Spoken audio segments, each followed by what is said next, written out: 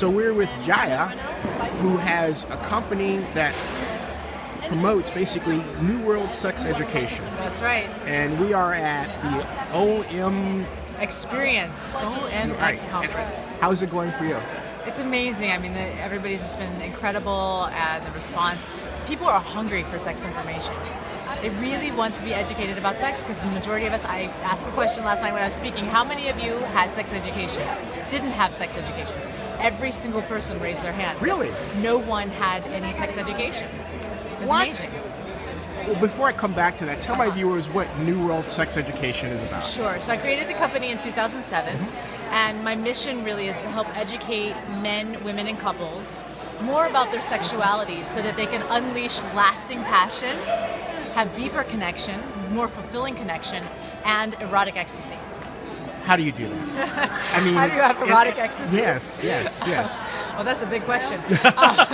So for me, the practice of being in ecstasy was about really learning. Again, it goes back to learning about our sexuality. We don't know our anatomy.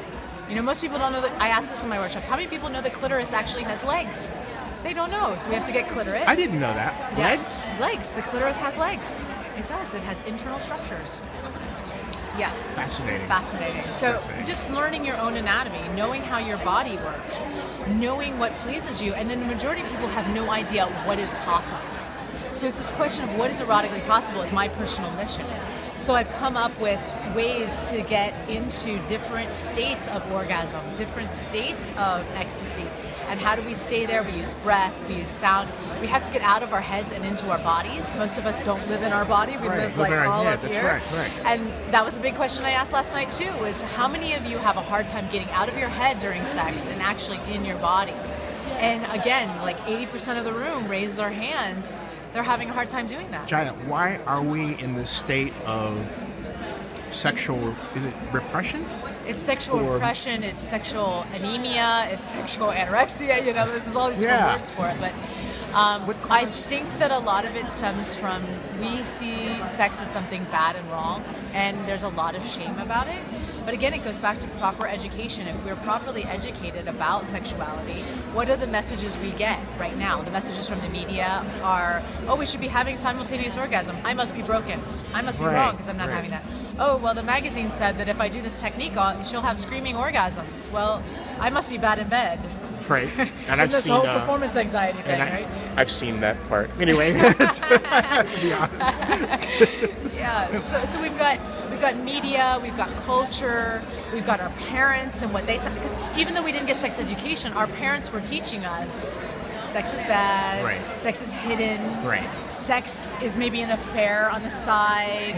What are all the things that you were taught, even though you didn't have sex education? Yeah. Now, what is it that you've gotten out of this conference before I ask the question I really want to ask? What have I gotten out of this conference? Right. Because looking around you, we've got all these booths and, and panels. People having orgasms on the hour. Right, that's right. Yeah. What have you got out of all this? Well, you know, I think the most amazing thing is interacting with people, because I write a lot. I spend a lot of time alone. So when I get to hear people and get the feedback from the audience, or get the feedback from people coming to my booth and talking to me of, look, this is what I'm dealing with. And I get to actually interact one-on-one. That is so fulfilling to me, because that's living my mission. You know, I get to live my mission here in speaking about sexuality to a lot of people. I think there's like 1,500 people here, and that is a high for me. What I get out of this conference also is something where it's like a female empowerment, because we were talking about orgasms and how upstairs at the press conference, and I think it was Nicole who said basically that she's trying to harness her power of an orgasm. And all this is really fascinating, but it also leads to the idea that it's the antithesis of the idea that sex is bad, but also objectification is bad. And you said something to me off camera, and YouTube viewers, particularly you, Barbara, I'm calling them out, I'm calling you out, okay? Speaks to something that, about objectification. And you're saying objectification, there's nothing wrong with it, as opposed to the message today that there is.